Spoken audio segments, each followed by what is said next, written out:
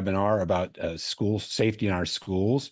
I want to get I am Carl Tenenbaum. I will be your moderator and host on behalf of CLEAN of Sonoma County, and getting some housekeeping out of the way right away. This webinar is being recorded. There is a Spanish language interpretation available, provided graciously by Ricardo Ibarra. If you want to access it, if you go to the bottom of your screen, there will either be a globe or a more icon.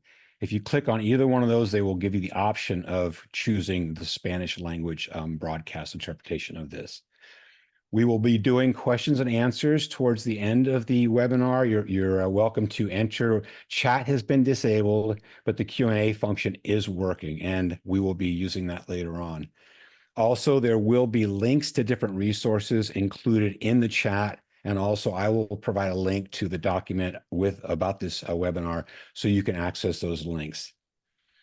So again, good evening, and on behalf of the Community for Law Enforcement Accountability Now, CLEAN of Sonoma County, I'd like to welcome you to this important webinar about safety in our schools.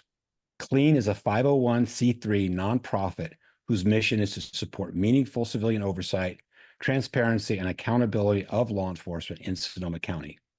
CLEAN partners with the Sonoma County chapter of the NAACP and the California Coalition for Sheriff Oversight, and has worked closely with the Northern California ACLU, the League of Women Voters, and other groups and organizations to increase fairness, access, and equity for all.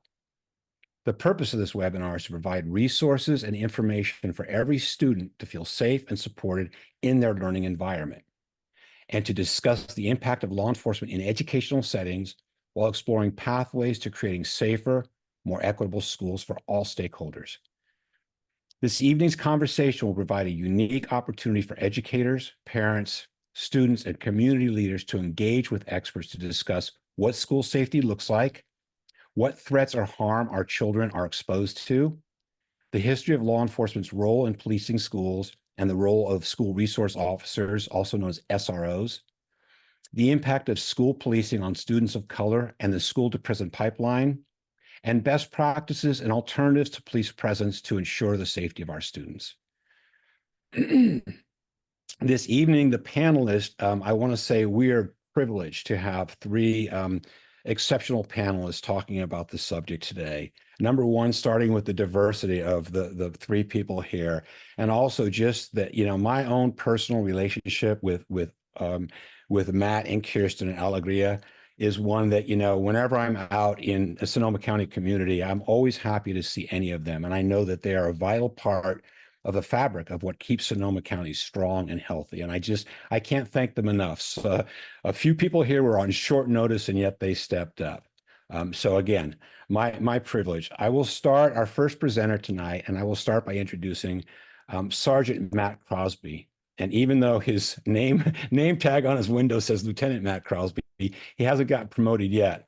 Although I did speak to Chief Krieg, and he said that tonight's webinar will be one component of Mac's promotional exam. So everybody at home keeps score. Sergeant Matt Crosby has been with the Santa Rosa Police Department for over 22 years. In addition to his time as a patrol officer, Matt has served as a field training officer, detective, and school resource officer. Sergeant Crosby has received extensive training in areas such as threat assessment, diversity, equity and inclusion, active intruder response, de-escalation, implicit bias, crisis intervention, trauma-informed practices with justice-involved youth, adolescent mental health, and procedural justice.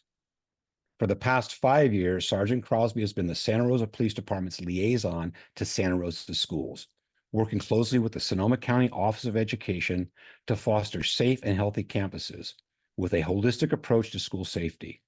His leadership extends to school threat assessment teams, where he has guided the law enforcement response in addressing security concerns.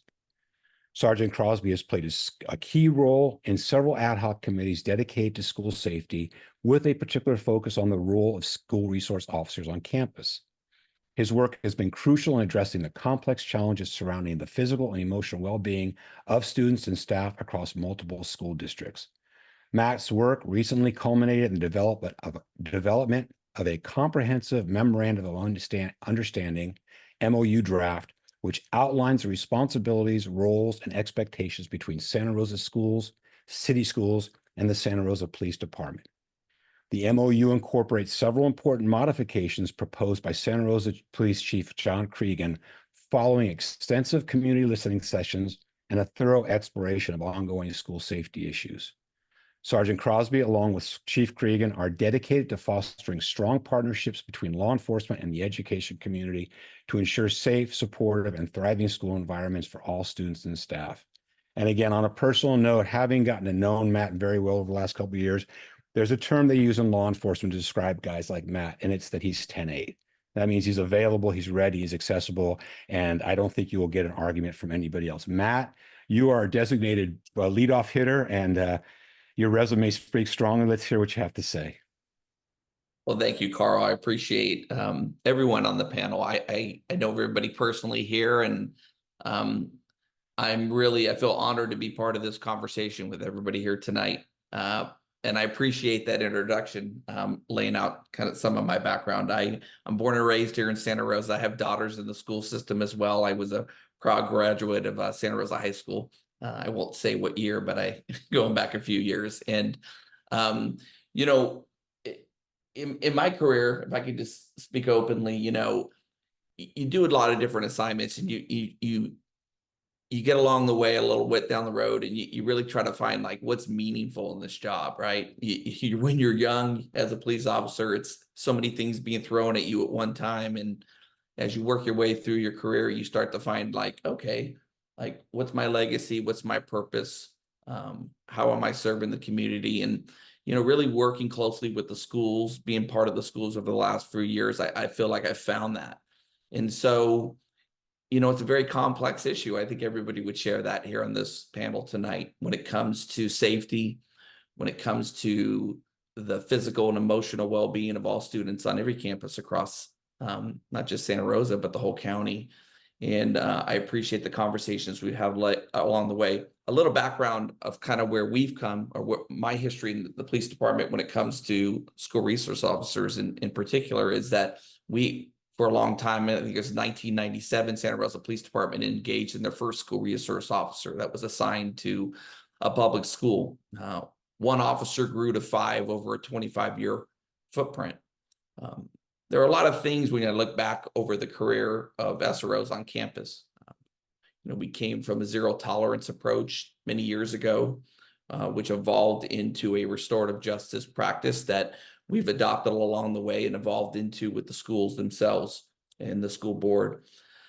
You know, when I think about what school was like 10 years ago, and I think about what it is today, and the challenges that come along with safety, it's complex, like I said. But one of the things I wanted to do is I want to look back, and I did look back in the original ad hoc group that I was a part of about 5 years ago, and I wanted to look kind of real closely at the data, because I know there's a lot of data that's outlined in this AB 2441 bill that talks about school to prison pipeline, really kind of introducing juveniles and our youth into the criminal justice system. And I wanted to look at like what we did locally within the Santa Rosa Police Department. And when I did look locally, we took a time frame. It was 2018 through 2021. So it was just prior to COVID. And at that time, we had 5 school resource officers assigned to all the major high schools and feeder schools, which were the middle schools throughout the city. And in evaluating that data across the board, what we found was that less than 1% of all our contacts along that 3-year period of time resulted in any kind of involvement or introduction into the juvenile justice system. Really, our role was based in the foundation of NASRO, which is the National Association of School Resource Officers. And really, under that fabric is the idea that specifically identified, specifically selected, trained, and governed SROs were the right approach, the right foundation in doing the type of work that's needed within a school environment. There's a lot of training that's behind that. Obviously, there's MOUs in place, some of which we continue to work on and evolve in a collaborative approach. And what I found was that that's important work, that's needed work. What I also found is that that's not representative representative of the whole state nor the whole country. So when I look at data, sometimes it's skewed in a way, I believe, because it doesn't represent the same standards across the board. There's not a universal standard that holds all police departments and or jurisdictions to that, in which I want to look at our all department as holding ourselves to, right? It's a higher standard. Why are we there? We're not there to get youth in trouble. We're there to prevent them from getting in trouble. And really, it's the partnership, it's the relationship building, it's all of that comes with positive interactions on a day-to-day basis. I often would tell people that I would see the students on the campus more than I would see my own daughters. And so while those relationships sometimes were maybe difficult at first, there was an opportunity there, an opportunity to break down those walls, to really kind of help be a resource, because that was built into our name. We were school resource officers. And so what resources did we have available and unique to us that even the school didn't have? And how could we better serve the youth when they came and they brought the many challenges that arrive from outside the campus onto the campus every day? There's a lot of things going on in homes across the city. That doesn't go away just because they show up at 8 o'clock in the morning on campus and they say, hey, it's time to learn. Matter of fact, those are the very things that get in the way of learning. And how better can we serve them so they can get the education that they need? I just believe in the approach, that partnership, we're better together. We need to be close to our youth so we know what's wanted and needed. And I think if we can provide that proper foundation within the setting with the right training, that hopefully not only will that make the whole environment within the campus safe, but that will translate within the youth's lives as they leave the campus and grow older, that they know they have a trusted resource in law enforcement along the way, because at some point, maybe in their darkest moments or their most troubled times, they're going to need to reach out to us. And maybe it's those positive relationships that we built along the way that's going to help them do that. So I don't want to speak too long. I want to pass it on to the next one. That's just a little kind of a background. But again, I appreciate the time being here tonight, and I remain open, and I'm very eager to hear what everyone else has to share. Wow, Matt, thank you. That was a lot. It was really powerful. And I know that when we get to the questions and answers, I personally have some, but I appreciate the perspective of trying to, I'll say, avoid, punitive action, but finding alternatives to dealing with some of these issues. Because like you said, some of these kids are coming from environments that are not conducive to performing well, or to even being present because of other challenges in their lives. And and I think the goal, finding the balance in how we provide safety without intimidating or scaring children, especially those that, again, come from situations or have a very uncomfortable relationship with law enforcement. And I know that's probably one of your bigger challenges in schools and just in general, for a lot of different reasons. So thank you again, Matt. Our second panelist is, again, somebody that I'm very happy to consider a friend, and I'm always happy to see out and is just doing so much for our community. And that's Alegria de la Cruz. In addition to all those nice things I just said, she easily has one of the most lyrical names I've ever heard. So thank you for that. Alegria de la Cruz spent her early career in public interest and public service.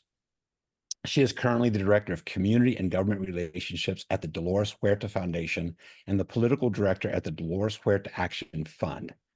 Prior to that, the Sonoma County Board of Supervisors appointed Alegria as the founding director of the Sonoma County Office of Equity, where she worked to create systems and capacity to address unjust, racialized outcomes throughout the county. Alegria has served as a chief deputy in the Sonoma County Council's office and played a key leadership role in managing multiple disasters. Under Governor Jerry Brown, Alegria served as a lead prosecutor at the Agricultural Labor Relations Board, enforcing farm worker labor rights. Alegria began her career as a community lawyer at California Rural Legal Assistance, working on behalf of farm workers and farm worker communities fighting for fair wages and working conditions, pesticide and air quality regulation and enforcement, and environmental justice issues prevalent throughout rural, working class, and immigrant communities of color. Alegria is also an elected member of the Board of Trustees for Santa Rosa City Schools, representing Area 3. She also serves on the State of California's Seismic Safety Commission as a social services representative. Alegria holds a Bachelor of Arts History from Yale University and a Juris Doctor from the University of California, Berkeley School of Law. Alegria identifies as Chicana and recognizes, embraces, and celebrates her responsibility to contribute meaningfully to the public service, social justice, and equity, which she does well. Thank you. Alegria, we're looking so forward to hearing from you. Thank you so much for having me tonight, Carl. It's really an honor to be in such good company on this, and in this conversation.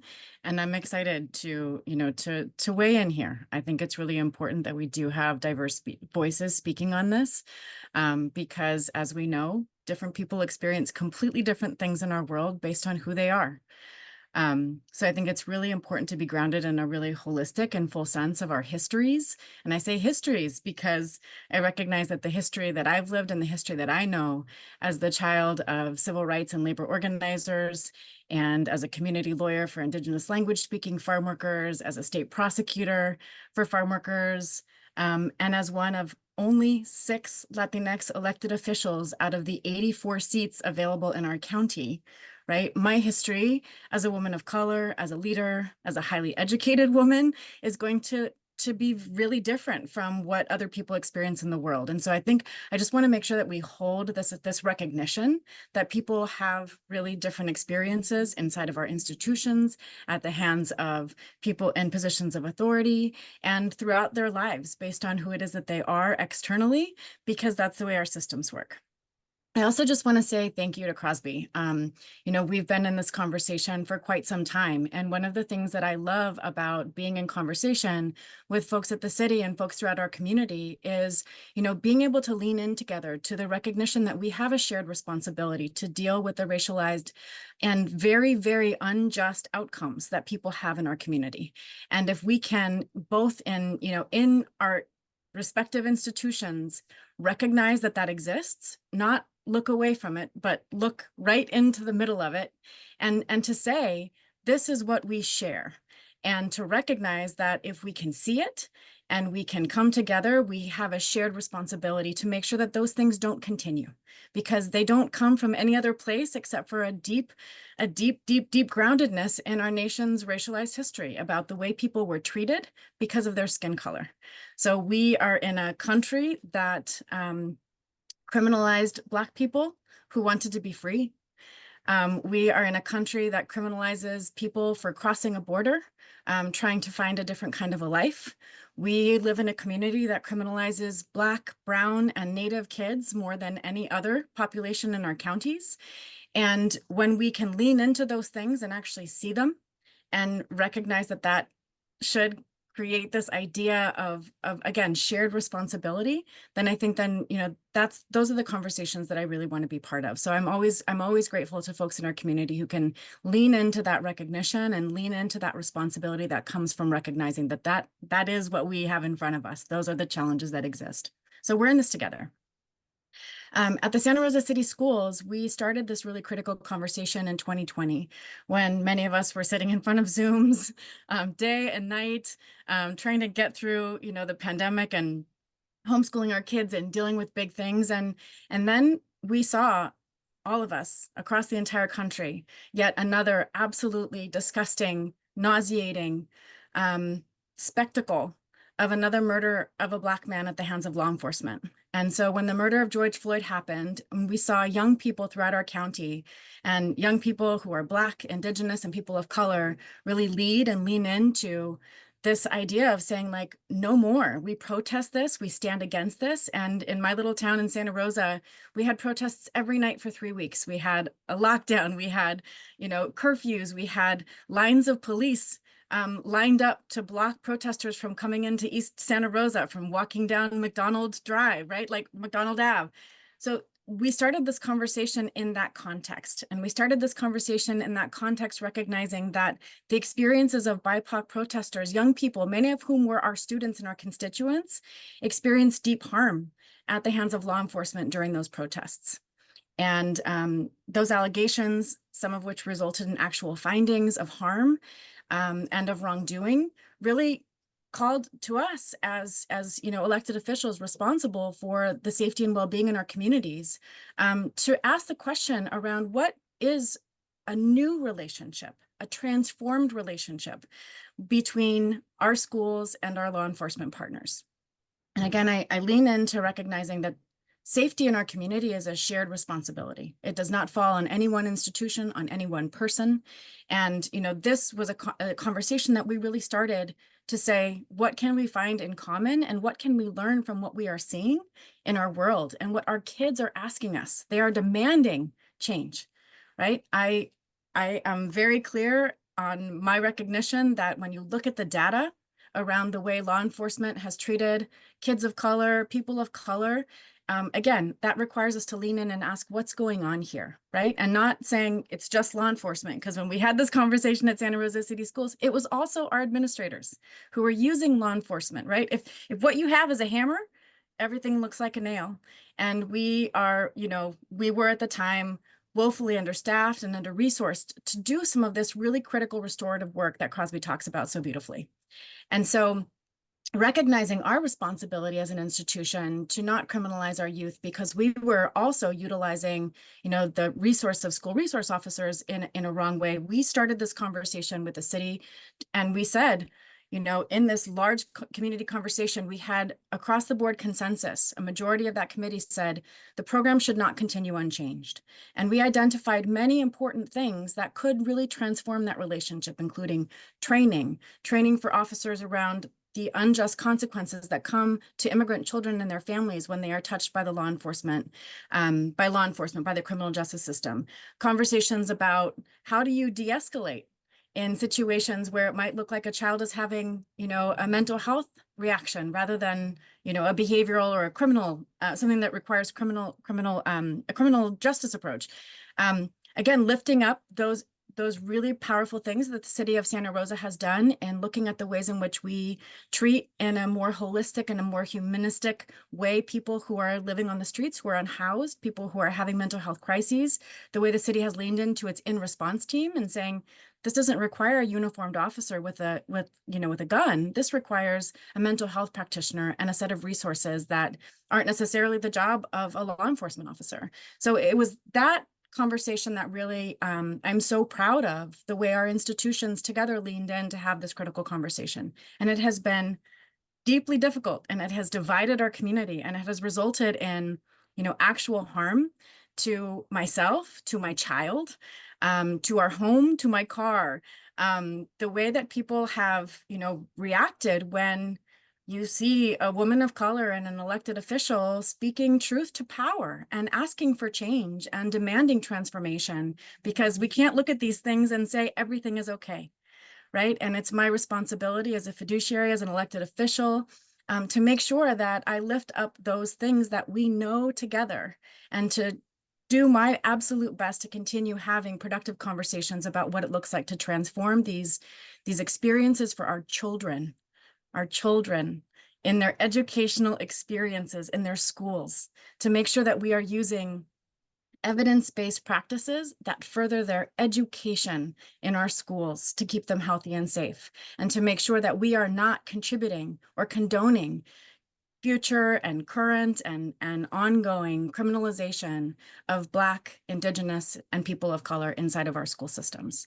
So I'm, again, really excited to be part of this conversation. I'm grateful for the ways in which our community continues to lean in to this conversation, to be productive, to be civil, to be respectful, and again, really to center, right, those children and those families who need us to understand them and to love on them better, but not to criminalize them, not to scare them, not to beat them into submission, not to do all of the things that my community has long experienced, but to really be in a place where we are holding them up with love and providing resources and services to wrap around those places that are clearly hurting, where people really need a different kind of support than a criminal justice response. So again, thank you so much for having me in this conversation tonight, Carl. I'm so excited to hear from Kirsten. Alegria, thank you so much. And boy, I've always respected and appreciated your passion, and it shows, and you bring so much to the conversation. And you said a lot of things, but one of them is that, we're all in this together. And I think sometimes it's hard to remember that. And, the four of us that we can see right now, we have so much more in common that we don't have in common.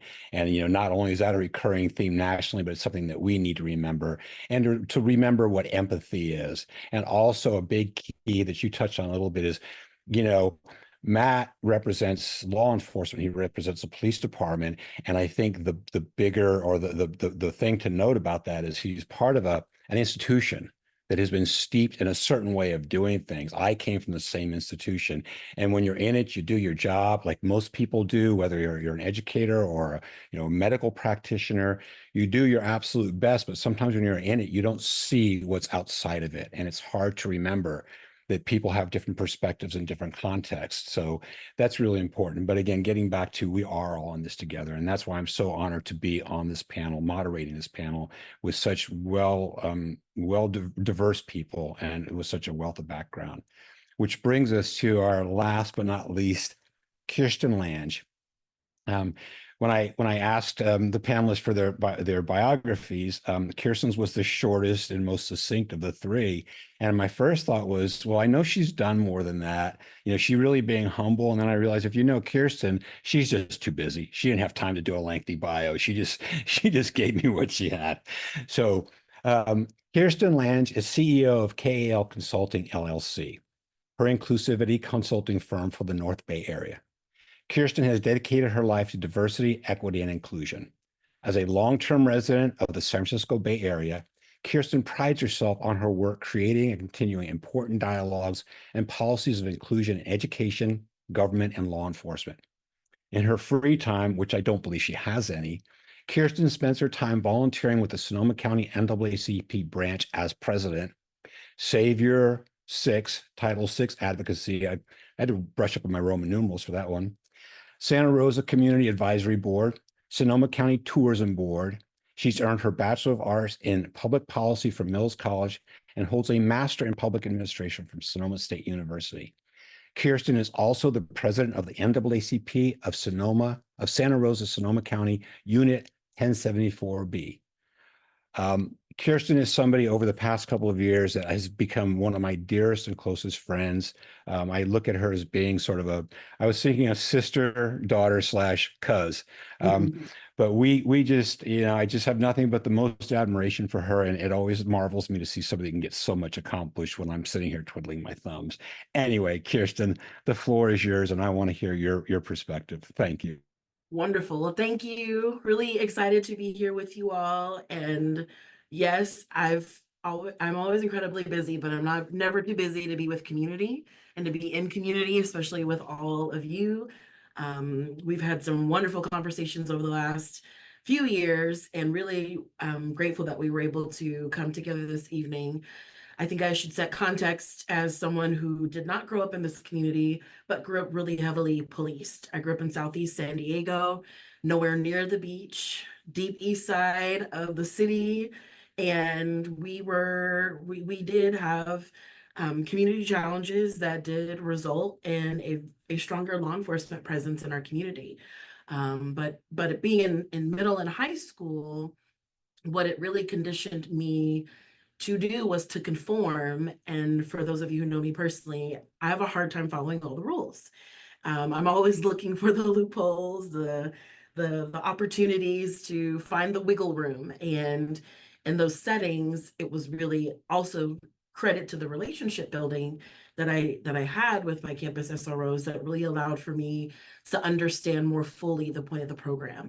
But I will say, in my high school experience, we had 11 SROs on our campus and 8 campus supervisors.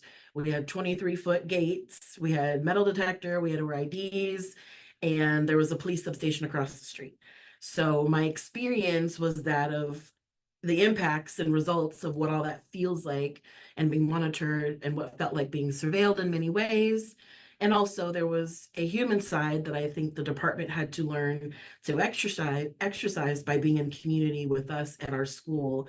And I think our campus really grappled and struggled with what does that relationship look like and how do we find middle ground? How do we work with administrators to not weaponize utilizing the law enforcement present on campus to cause harm to students, especially being at a predominantly Black high school where this did put a lot of my peers into the criminal justice system at early ages. I have a number of classmates who, you know, we were looking through yearbooks at our 10-year reunion and really noted everyone who wasn't present because they were incarcerated still. And really looking at how we plan a fun 20th reunion when those folks will be released and will be re-entered into the community with all of us, and to celebrate that and to be in space with them in a way that they have not been able to engage the freedoms that we have today. And so I share that context to say I've had my first interactions, and I wonder, and I'm always left wondering, what would it have been like if there was another opportunity to deal with their disciplinary issues that didn't result in them being arrested, especially for some of the things that were happening on campus. And while I don't know the full story, I do know that we have a really unique opportunity in this community to be creative and to be thoughtful and to really take the leadership that's coming out of the department in Santa Rosa City specifically to really be partners of thought and communal and setting up policies and procedures that protect both the integrity of the educational institutions as they stand, the decision-making that the boards are trying to steer and spearhead while they're having things lodged at them, both figuratively and literally, from the upset and unrest that this conversation has sort of really created a lot of buzz in our community, and is often missing some of the root causes, which are often the conversations that our branch gets to be fortunate to be exposed to through our advocacy support and services. So we're dealing with students and their parents and being invited into BSU spaces and Metro spaces and other advisory multicultural clubs across the county, and really being able to hear from them. Mental health is an issue, housing insecurity is an issue, food is an issue, parent behaviors and substance abuse exposure at home is an issue, and a lot of that manifests in behavior. And one thing that I've learned really well from my colleagues on our team and on our legal redress and executive committee team is behavior is always communication. We're trying to express and say something that we may not have the words to find. And I think one of the ways that I've tried to lead our branch through this conversation is to really just get administrators to listen a little bit more and open their hearts to some of our kiddos, to really spend a little bit more time getting to know them, their family dynamics, inviting teachers to spearhead some of those conversations if they have the relationship, and to help build it, to sort of create some buffers. Because when we have those trusted adults on our campus community, whether they are sworn in to serve in the law or they are credentialed to teach in a classroom, those relationships really help us inform the decision making. And I always advise administrators that welcome the coaching and my perspectives, very few that do, really I encourage them to really think about what's the most extreme option you have based on the action, and what is the least impact that's disruptive to education and social emotional health for this student in this incident right now? And where do we find our teachable moments? Now, yes, I recognize there are laws, there are educational codes, and there are board direction and administrative policy that helps curate all of those components. But I think really deeply, we have an opportunity with Santa Rosa City Schools very specifically to model what collaborative connection and community building looks like, what intentional, empathetic decision-making and disciplinary practices and procedures look like, and collectively pour in the resources that are frankly available through the NAACP, and provide teaching and training in communal workshop space. And how do we invite folks in to have some difficult, uncomfortable conversations? As an equity consultant, it's my favorite thing. But I know for many, we've got to warm up to that place. I will say, from a policy standpoint, as we are a branch of a national organization, we have a policy in place that was set in 2018 that we still have to follow, which essentially states, and I can put in chat for folks to reference towards the end, but It essentially states all of the data points that have been talked about in this conversation thus far, and the responsibility that I am charged with as this branch's president to minimize the exposure of policing in schools, especially for those who are going to be impacted on the margins.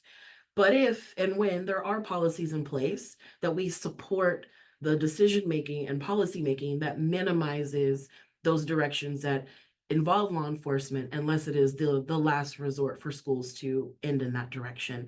And how do we still do that with humility, dignity, and respect of the youth so that they're not put in a position to be harmed? And I will say that, having been a part of these conversations and separate with the police department and separate with school board leaders and separate with administrators, everyone wants to get there. I think the pressure of some of those who want to demand a certain type of change in these moments is what really makes it hard for us to continue to model the working together. It's a slow roll. It's policy, it's procedure, it's bureaucracy, systems, different jurisdictions. And I'm hoping to continue to be a supportive ally and to be a guiding light, both for all involved, because it's not easy. And while I don't necessarily always have the answers, I'm willing to be a thought partner with all of our teams to figure out how we find a solution that's at least the least harmful to our students and to preserve their social emotional health in these processes when they're experiencing disciplinary action. Wow. Very powerful, Kirsten. Thank you so much.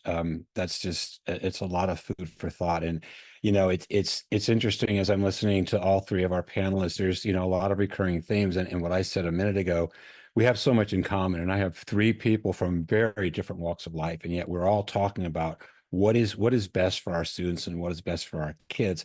And the other topic and the other theme that I keep hearing is that, mental health issues. And mental health issues are something that everybody struggles at some point in their life, whether it's just temporary or momentary bout of depression or something that's long term, and whether it's environmental or biological. And that's something that I think we have to address. And now I'm going to give a shameless plug to Clean, because we've been trying to do webinars quarterly, and our next webinar is scheduled for December, and we're going to address the issue of alternative responders and mental health practitioners. And Matt is fortunate to work for an agency that has fully embraced and helped, in my estimation, get the in-response team up and running and in the most successful way. And again, we're sort of breaking norms with these institutions. Everybody historically has called 911 to get the police there. Same thing with the schools. I know that when I was a school resource officer many, many, many years ago, I found a lot of the administrators would be calling me for low-level, counseling issues, and I have no business as a civil service police officer to be in the dean's office, talking to some child that has, I don't know, I can't do that in 5 minutes, and I know that Matt can't either, and that's why I admire him for trying to run this program and working with Kirsten and Allegria and all the other people and entities that are going to help solve some of these issues. Our last presenter, and I'm doing air quotes here, I reached out to Assemblyman Ash Kalra, who is the author of Assembly Bill 2441, which was authored to eliminate unnecessary police actions in schools. Assemblymember Kalra was not available to attend, but he did provide me with an audio recording. So I'm going to go off camera and I'm going to play it, and hopefully it won't be too bad. This is my version of high tech. Okay. Thank you.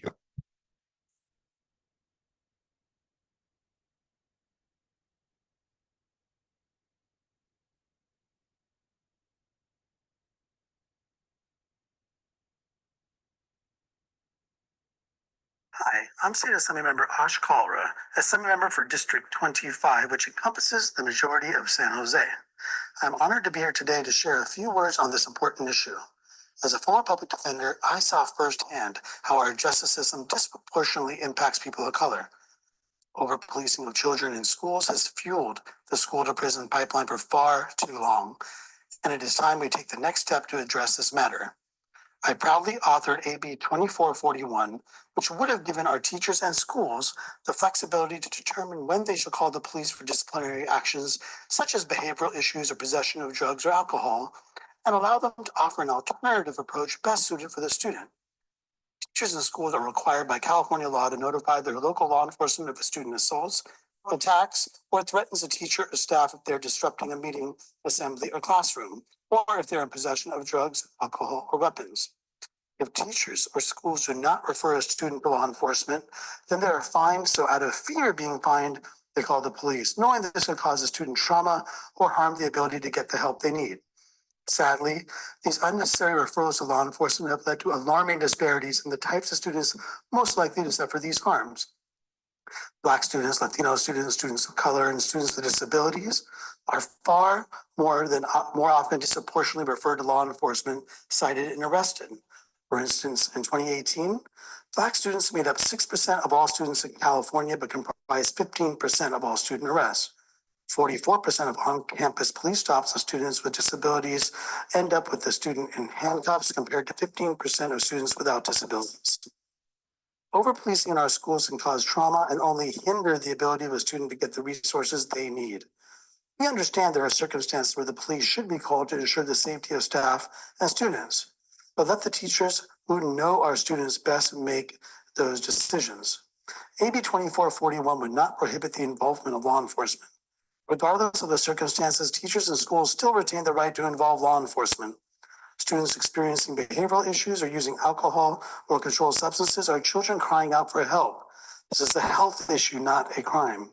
Substance use is a health crisis, and if our youth are using alcohol or controlled substances, we should be providing them with the treatment and support they need. Turning them over to the police is not the health-based approach we should be using on anyone, especially on our children, who are so young and in the early stages of child development. Our schools should have the freedom to offer alternative methods that foster a more compassionate, educational, and health-centered approach rather than a punitive one and place youth in handcuffs.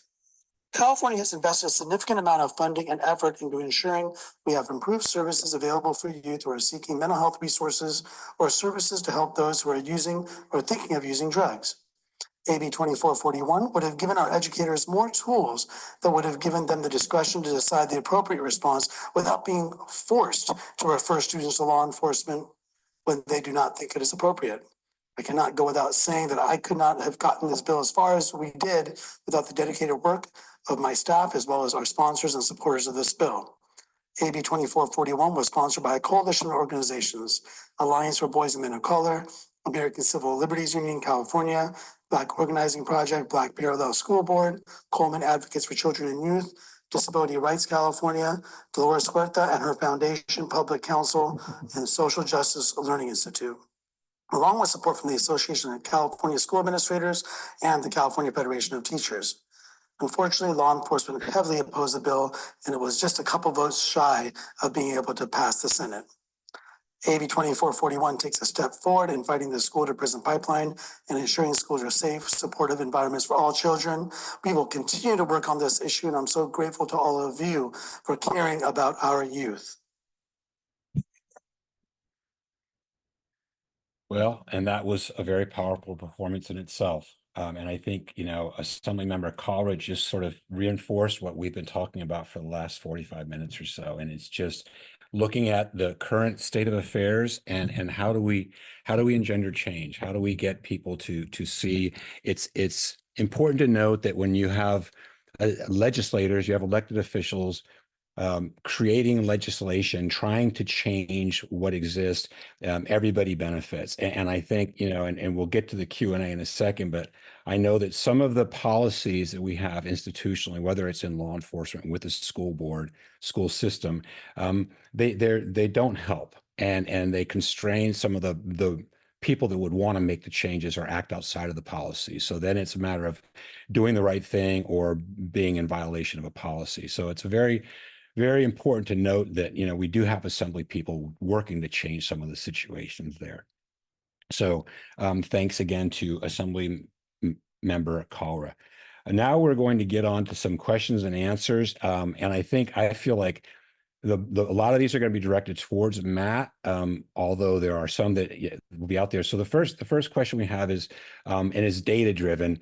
Can you tell me how many schools Santa Rosa Police Department is dealing with? How many, what the student body is total? And do you have any data on police contacts, arrests, weapons, anything like that that you could share with us? Yeah, I appreciate the question. Let's see. Let's try to answer the first part of that question. How many students, how many schools? I know Santa Rosa City School from the upper level, when we talk middle school and high school, I believe we're right around, and maybe Alegria, you can correct me, right around 10,000 students, I believe, right in that area. So I think I just want to start by saying that currently Santa Rosa City Schools does not have an SRO program. Right. So our board voted. Actually, our board took no action on an MOU that had expired between the city and the Santa Rosa City and Santa Rosa City Schools. Our board asked for a number of changes and was in the process and has been in the process of negotiating that updated MOU with the city.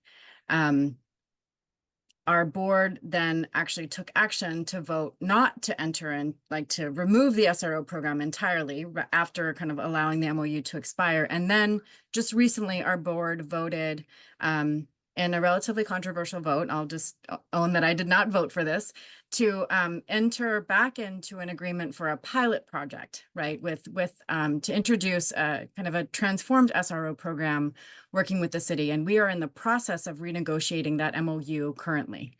So that's just a little kind of statement about where we are currently. So there is no SRO program. That is not to say that we do not have regular interactions and need for law enforcement presence on certain school campuses. And so we do have policies and systems and practices in place that recognize, when we need to reach out for law enforcement support on school campuses. But that is not kind of a daily presence in the form of a school resource officer that is currently on Santa Rosa City Schools campuses. As a result of the multiplicity of things that you've heard both from Assemblymember Kalra, as well as some of the information that I shared about our deep concerns around extending an MOU without significant changes, including kind of training, clearer protocols and priorities and policies, both for our own schools, our own school district personnel, as well as, asking the city of Santa Rosa to implement in some of their SRO training and their own practices as SROs. So now that that's out of the way, I think we can go back into the stats around our schools. So Santa Rosa City Schools is about 16,000. We are, we're not necessarily a unified district, but we do have elementary, middle, and high schools in our district, in a combined kind of Santa Rosa City Schools district. And one of the fun things about being the largest district in the county of Sonoma is that we receive lots of kids from lots of different districts at our middle and our high school levels. So we have the fun challenge of, creating new cultures with kids who come from other schools at every level of our district's educational offerings as well. Thank you for the clarification on the SRO MOU and also for the number of students in the schools. So back to other data, Matt, do you track incidents that are related to schools? Yes, we do. I did look recently, and I really wanted to kind of draw a parallel because we do have some of this data locally that kind of took a 2-year snapshot prior to 2021. So 2021, if we look at that, was COVID, right? The 2 years prior to 2021, we did have school resource officers within Santa Rosa City Schools, and we do have the data behind our interactions during that period. And then we also have 2 years post 2021. So I had data from 2022 and 2023. And in looking at that, it was interesting because I wanted to look at what were the differences between when we had SROs on campus compared to now that them not being on campus every day. And one of the things I found was that there was very little difference in the data at the middle school level. So the elementary, middle school level. Where we saw a significant difference was at the high school levels. So when we evaluated all the calls for service at all our different schools throughout all the cities that went beyond even Santa Rosa City schools, but specifically when I looked at the data specific to the 5 high schools contained within Santa Rosa City schools, what we saw was that there was a 29% increase in calls for service with SROs out of school. Now, I know COVID played a factor in some of those numbers, but it was interesting because I think some of the narrative I often hear out there was that, well, officers in schools, they're escalating calls, they're playing into this idea that low level, escalate it, puts kids into the juvenile justice system. That's not the case with the data that we have locally here. I kind of fall back to what I explained earlier, which was, we really focused on training and really looked at really selecting the right officers that had the right training and the right selection, the right fit for the right school and the right governance. And obviously that's an evolving process to continue to get better at that, which we're open to. And so, when I look most recently, my current role is I work patrol during the day, but I'm the liaison among the schools. And it's not just Santa Rosa City schools, it's Roseland, Bennett Valley, Rinca Valley, all the schools within the Santa Rosa jurisdiction. We are showing up daily to schools still. So the daily calls for service, mostly at the middle school and high school level.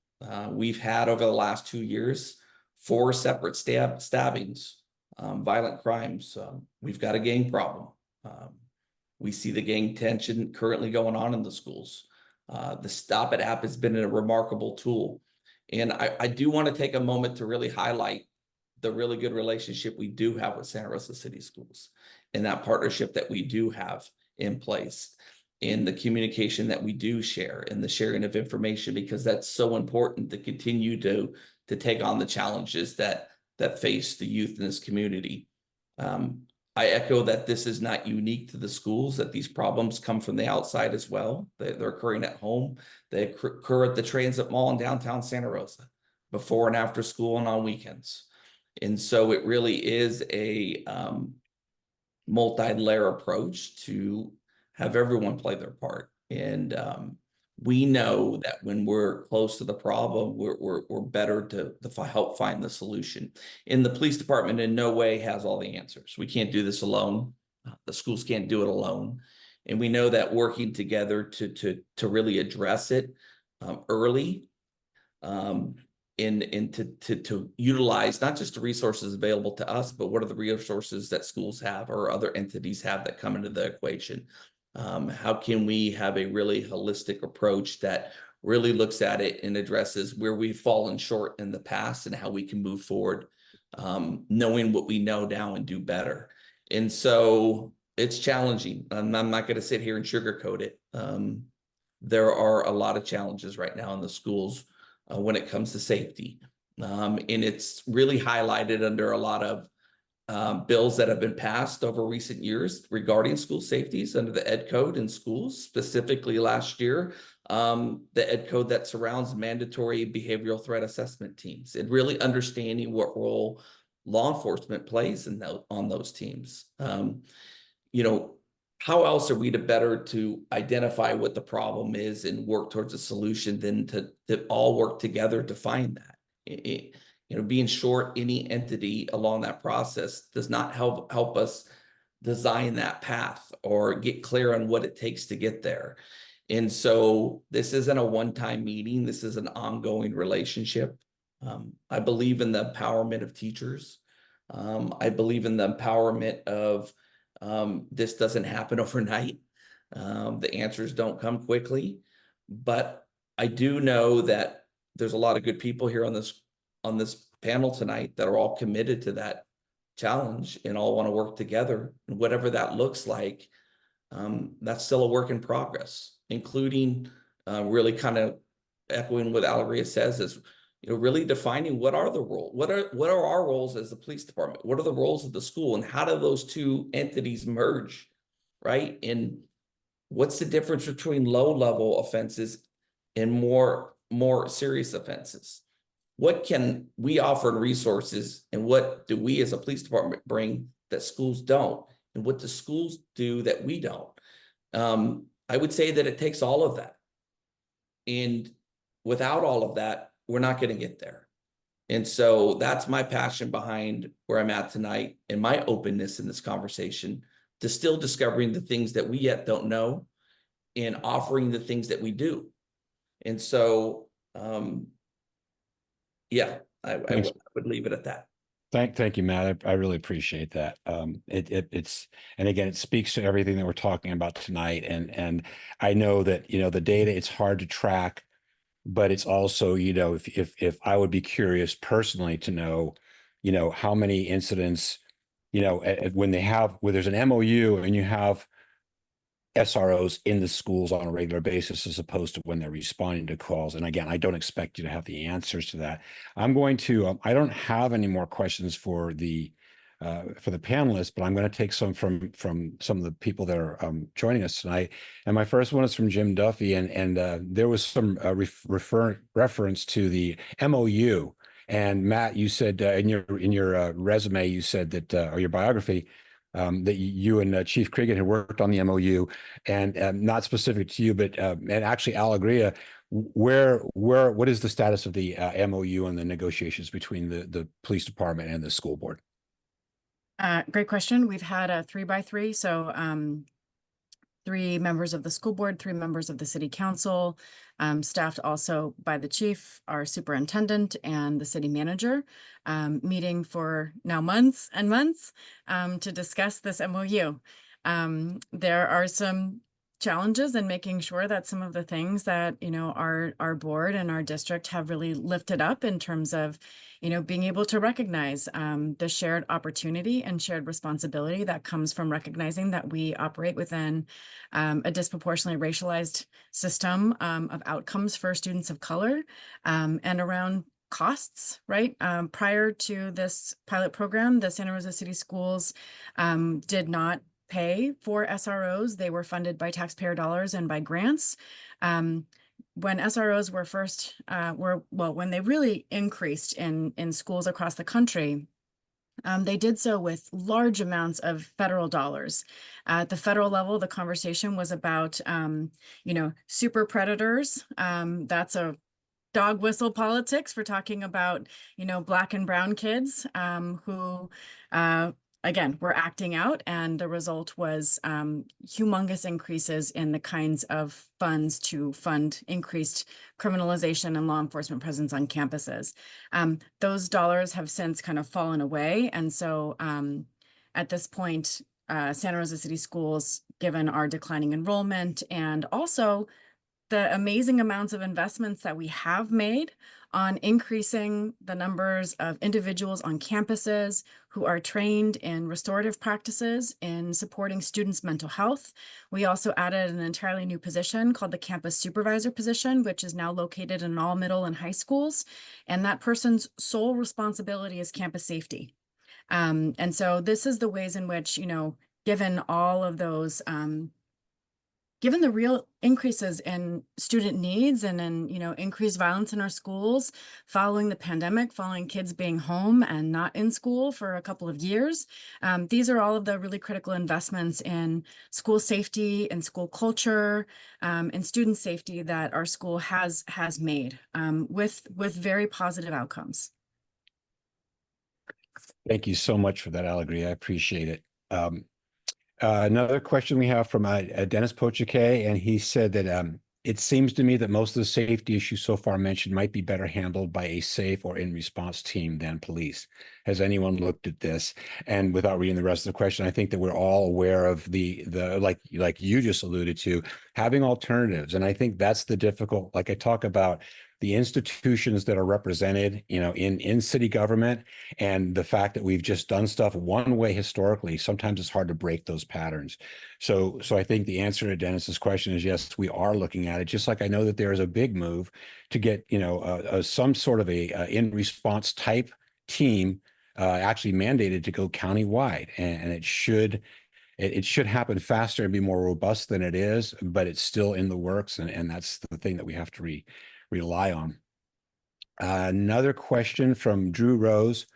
Are SROs receiving training on best practices for interacting with LGBTQIA and students, especially queer, trans youth of color, are disproportionately entering the school to prison pipeline?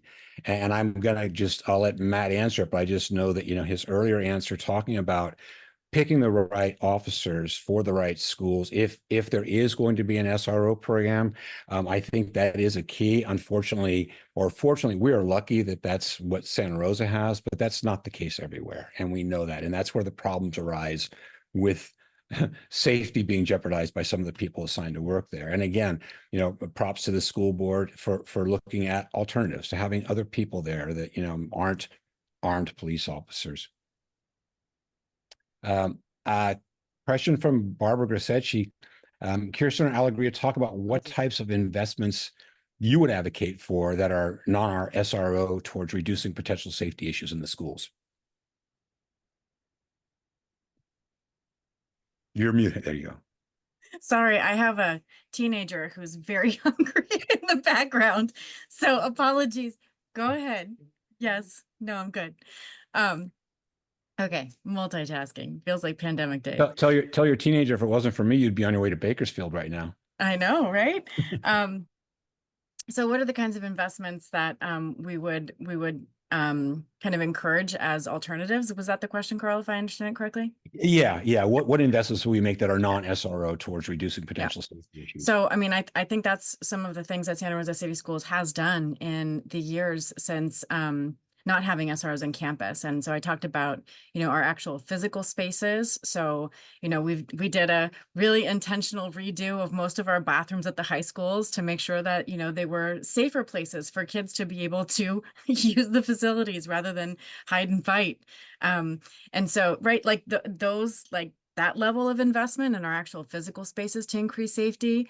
And then I talked about, the millions of dollars of investments and really kind of beefing up some of our restorative practices and people who are really following the restorative justice practice to fidelity, increasing professional development for all of our staff around de-escalation, around how to address student behavior without necessarily needing to go into a call for law enforcement presence. And then I mentioned also this campus supervisor position, so that we actually have one person on staff who is coordinating and responsible for student and school safety every day in our schools. So, it's a combination of lots of different things. And, we've looked deeply at best practices across the country and made sure that those are the things that we're doing here, right? That they're evidence-based, that they're showing, actual impact in the way that schools feel and the way that students feel at school and the way that adults feel at school.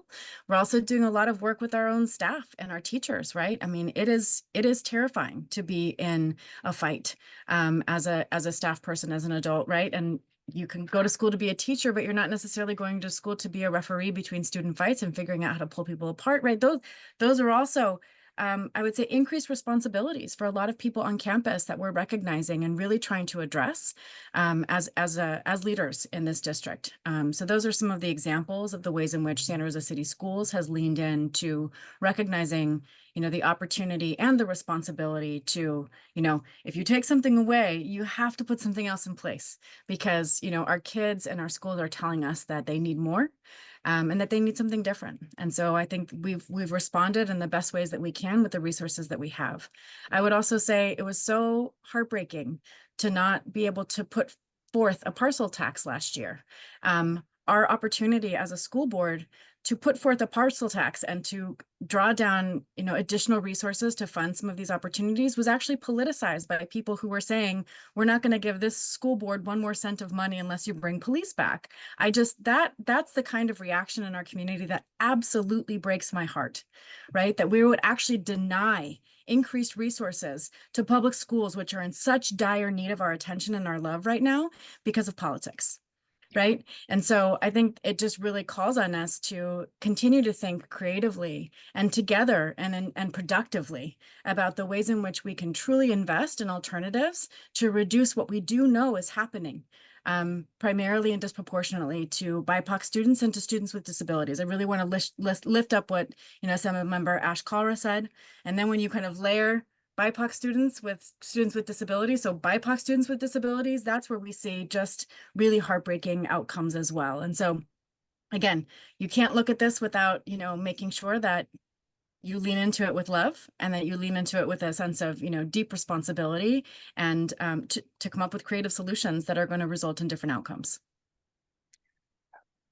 Thank you again. That's just so passionate and so powerful, Alegria. And I just, you know, so many of the questions, I'm just reading through them as you're talking, they all have to do, what are the alternatives to SROs? And it so speaks to what I've said repeatedly already tonight. It's, you know, it's the institution. It's also our learned behavior of expecting the police to solve so many problems. When you just acknowledge yourself that many of our school administrators and teachers, number one, they're there for a specific purpose, to either teach or to run a school. And they're not trained psychological professionals, and they're not, you know, trained mediators. So now if you bring a police officer in who may have some sort of training, but not be an expert in the field, it makes things a lot more challenging, to put it mildly. The other alternative to SRO offshoot of that is, again, getting to alternatives to other types of calls, you know, whether it is a mental health crisis or, you know, somebody that has a substance use issue. And we all know what's going on in our respective, you know, county jails and state prisons with people that, you know, again, the talking point is that there are so many people incarcerated that are dealing with mental health issues. We need to address those, and we need to find the funds and the resources to get it done effectively. And that's why I am, again, so honored to be here with the three of you who are working for this. We all want the same thing. We want safety for our children, and that's the most important thing.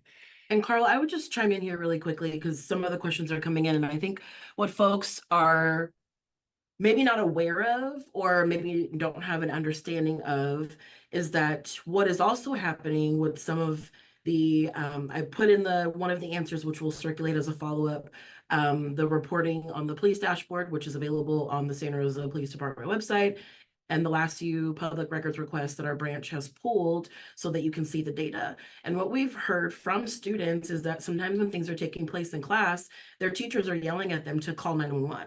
So for sometimes an incident that should be having a campus supervisor respond or having an administrative team come in to help and assess, they're having a classroom of 35 students dial 911. So that urgency may or may not always reflect the situation and the caliber of those instances, to the point of, yes, we do live in a place of forward thinking, but national data also applies to local data because we are a microcosm of a larger place and hemisphere for which we navigate, live, breathe, walk, sing, dance, and however you move your body, right?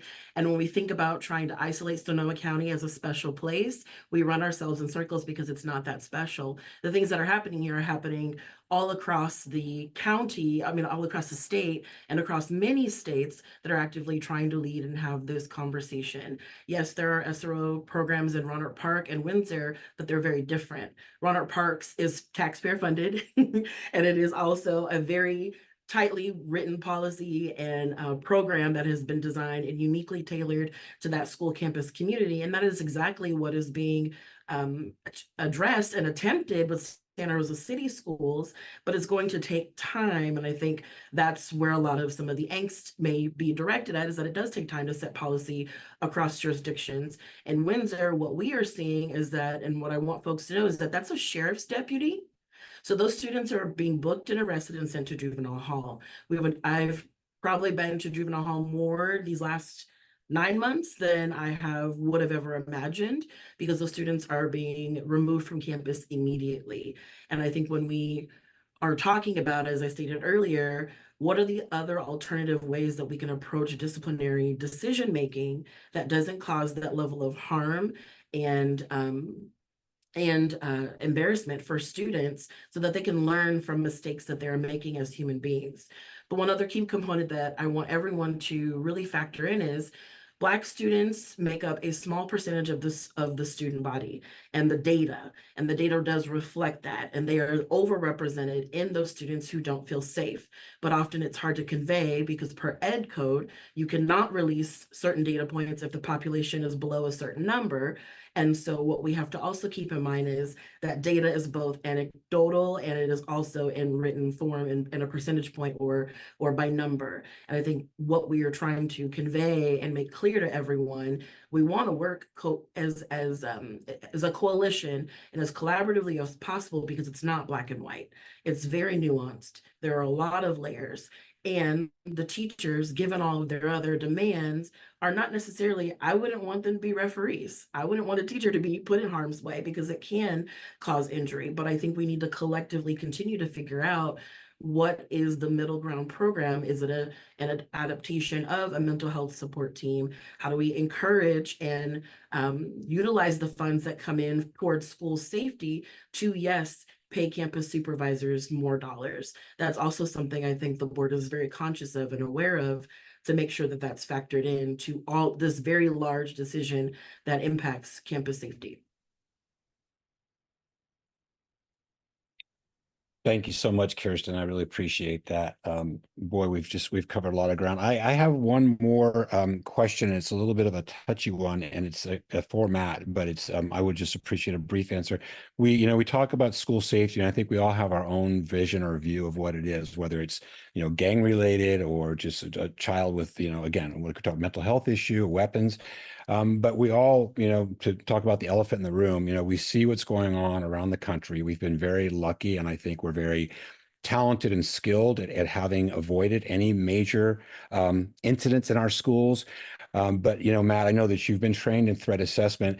Can you just tell us real briefly, and I'm sure I know the answer, but does Santa Rosa have a protocol for an active intruder, as you refer to, and just generally, what would that look like notification wise to the students, parents, however that works? Because I think we all, we're fearful of addressing it because it's such a horrific situation with these school shootings. But I would really like to hear from you, just again briefly, what Santa Rosa Police Department, how you do that.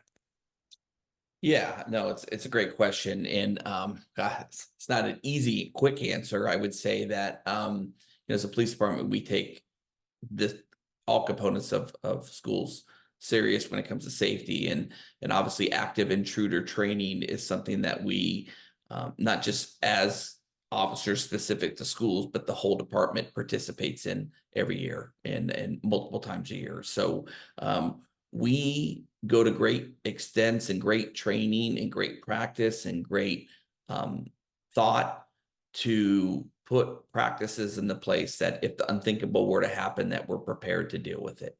And we do work in collaboration with the schools from afar to continue to build that partnership, so that if something were to ever happen, we could work together collaboratively to address those challenges.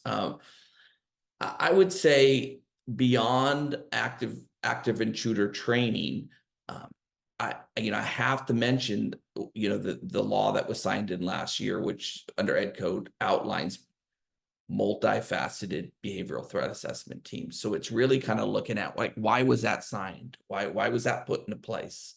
It has a lot to do with really looking back and studying all the different shootings and critical incidents that have occurred all around the country, from Sandy Hook to Columbine to Parkland. You can just go down the list, and there's a theme amongst a lot of that, and a lot of it focuses around early detection, early intervention, collaborative approach. Where did we drop the ball as a society? Where are we missing early on the warning signs? And when we do see them, what are we doing about it, or what are we not doing about it? And how are we communicating what needs to be done about it? Right. And I can tell you that we haven't done a very good job of that historically. And so I don't know how many more debriefs I need to sit through, and I've sat through them all, to really understand the challenges. And it's really at the heart of why I believe the multifaceted behavioral threat assessment teams have been signed into law. And it focuses on that holistic approach, right? I'm happy to say that when I even look at this bill, AB 2441, we as a police department mirror a lot of what this bill already incorporates, right? So when it really looks at it and it says, okay, we want to look at low-level crime. Right. I'm proud to say that we've worked collaboratively with Santa Rosa City Schools to get out in front of this long before this was introduced. And so we sat down and we talked about What is our approach, right? Low level, when it addresses low level instances, kids drinking on campus, marijuana possession, smoking, tobacco, a police officer's not showing up to deal with that. Right. We're going to get the right resources in place through the schools to address those issues, right? Kids are communicating something, right? They don't need to go to juvenile hall for those things. We don't want to take them to juvenile hall for those, right? But we also know that those things can escalate into bigger things, right? And we still have to have those open channels to understand what those what that is. And so when I sit, and I can speak openly that even recently I've sat on two very, very important threat assessments with children in our school at the middle school level. Yeah. And when I look at the challenges of how that played out, I can tell you the power sat in that multifaceted behavioral threat assessment group. So when I sat at a table with the school counselor and the principal and a psychiatrist and myself and the IEP specialist, and we all sat there and we started comparing notes, not with the focus of, oh, you're the law enforcement piece, where can we charge this individual for what he's doing wrong? It was more from a holistic, like, what is this? What do we need to do to help this child? Right? And we all had a different role. And I can tell you, I can share openly that there were a lot of aha moments within that meeting. I never knew that that's what you did. I never knew that you had that resource. That was never shared with us before. I never saw that. And it was very powerful. And I felt really positive about it. Because in that moment, you know, there's a component that law enforcement gets involved in that doesn't amount to punitive. Right. We don't need to make that leap. But can I do things as a law enforcement officer that the counselor can't do? Right. I do something that the principal or the psychiatrist or the coach can't do. And the answer is yes. Yeah. I have the power to go to that child's home. Right. The power to look internally at maybe what's on his phone. What is he searching on social media? Well, that's very concerning. Right. And wouldn't we want to know that?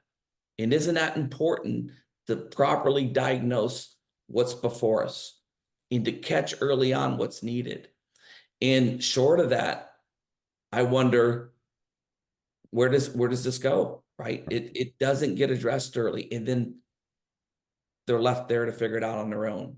They're left out to dry. And so there's so many examples of that. I can't even tell you. And so there's even a component within behavioral threat assessment teams is digital threat assessment specific to law enforcement. And so I know we talk a lot in some of this bill in spirit talks about really more separation between law enforcement and the schools. But there's many other bills that are currently in place that state the very opposite, right? It talks about how we need to work more collaboratively together, consistently in closely in multifaceted behavioral threat assessment teams. Very much highlight that because they call not on what's needed today, but what's now evolved and what's going to be needed in the future. The power of this thing right here, social media, tells us a lot. We need to understand this. We need to understand that bullying occurs online. The sale of weapons occur online. The threats of school occur online. And when we look at the pathway of violence and we look at how that projects through students and adults, we want to be able to catch that early on. And the only way to properly do that is to be able to share and work together and not be over reliant on any one part of the team, but to work collaboratively and understand what we each bring to the table. And I think what I'm hearing you say is that, and it's very common sense. So ZIP is, early detection and intervention. And it's just a matter of finding, again, what is the best practice and who's the best practitioner. We're down to the 5-minute mark. So when you get three very intelligent and passionate people together, this is what happens. This hour and a half sort of breezed by. Really, any brief closing remarks from anybody? Alegria, please. Brief? That's not my area of expertise all the time. Mine neither, but I have to try. I would just say, I am stepping off the board in December. This will be my Oh. last couple of months serving as an elected official in this community. And the reasons for that are, are many, but I'm really excited to continue this conversation as a leader around equity issues in this community. As a community member, I'm also so proud of my child who really came into this work fighting for police-free schools, and he is, was chosen by his peers. I had nothing to do with it, to sit on the Santa Rosa City Schools Board as the student board member this year, and I know he's been part of really important work with our new superintendent to increase student voices in this conversation. I will say that that is one of the things that I think this conversation could have really benefited from, is some youth voices to tell us about what's happening on campuses from their perspectives.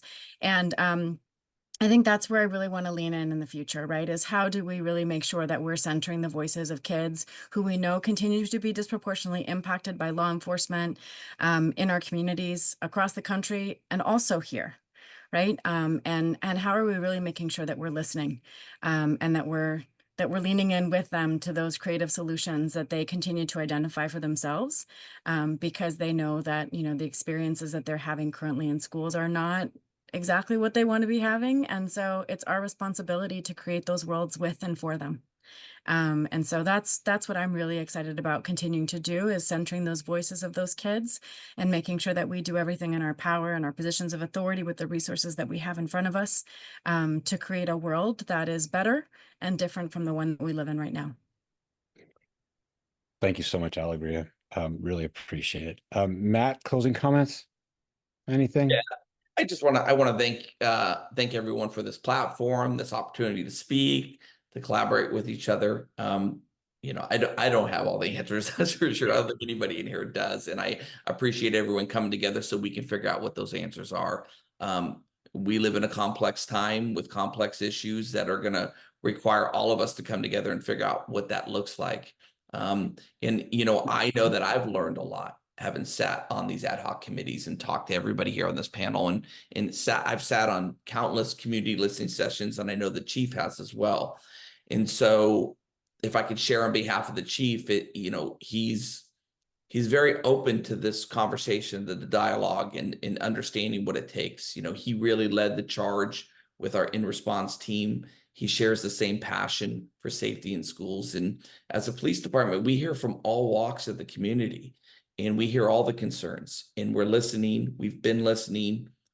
It's part of the reason why we came up with the modifications. Those weren't just made up on our own. Those were as a result of a lot of hard work and a lot of hard conversations and a lot of being open to what it's going to take to move this forward and create the very thing that we all want here, which are safe campuses and students that are healthy and physically and emotionally, and can go to college and live this journey through life and get everything they want to do. And it's for the parents. It's for the parents that worry when their kids go to school. It's for the teachers. It took a long time for them to figure out that they need to support us as police officers for us to go out there and do our job the right way, right? That's been the evolution of police work. It wasn't that way when I started 20 years. I know, Carl, you could probably share that as well. And so, when we know better, we do better. And when we have these conversations, I always seem to take little pieces and learn and evolve. And I hope that we can continue to do that, and that we remain open to listening for the things that we prefer not to hear sometimes. And whatever it takes to get the job done, just stay committed. And I do appreciate everyone. Thanks, Matt. I appreciate it. And I want to just circle back to something you said, Alegria.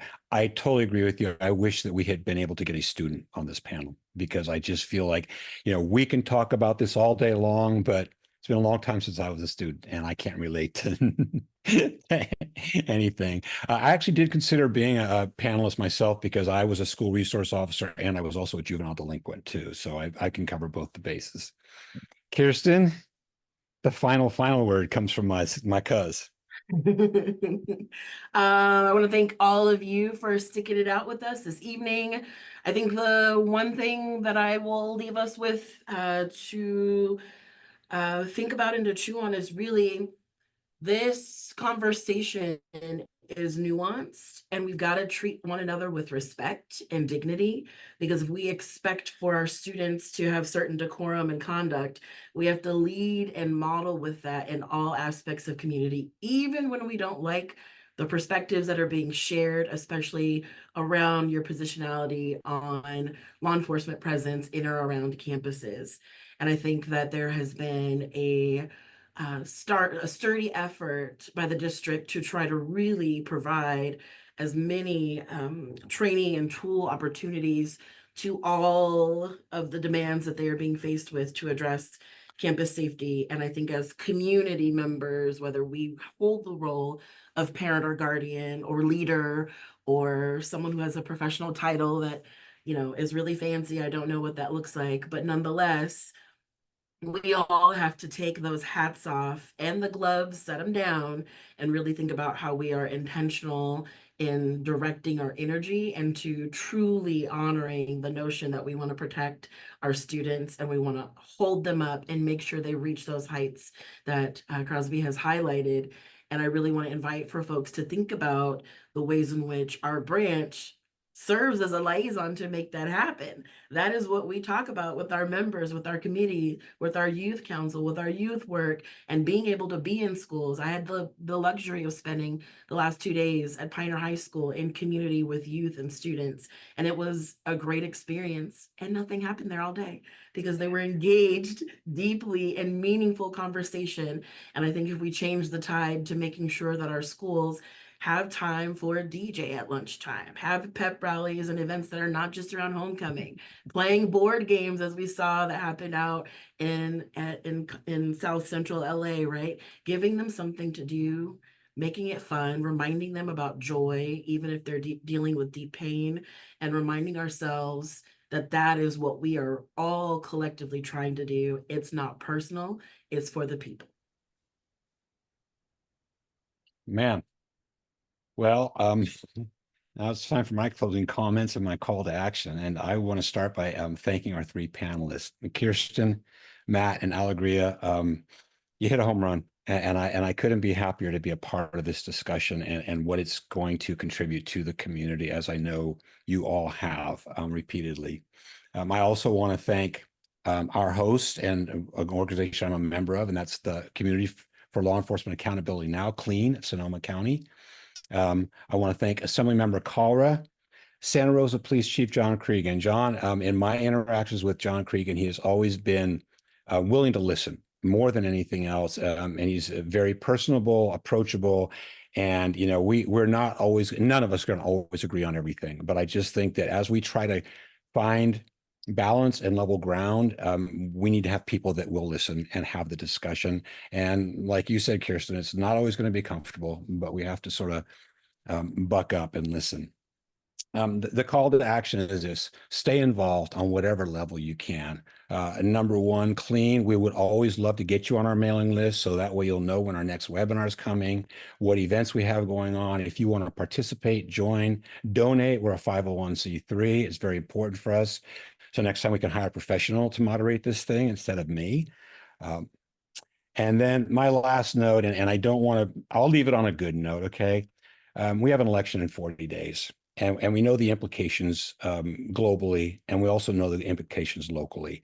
And because we have really good elected officials in Sonoma County and in California, it's really important for everybody to know what the issues are, whether it's a local ordinance measure, a local candidate, and moving on up. It's just really imperative that you make sure that you're registered to vote, pay attention to what the issues are, get involved, and lastly, just love one another.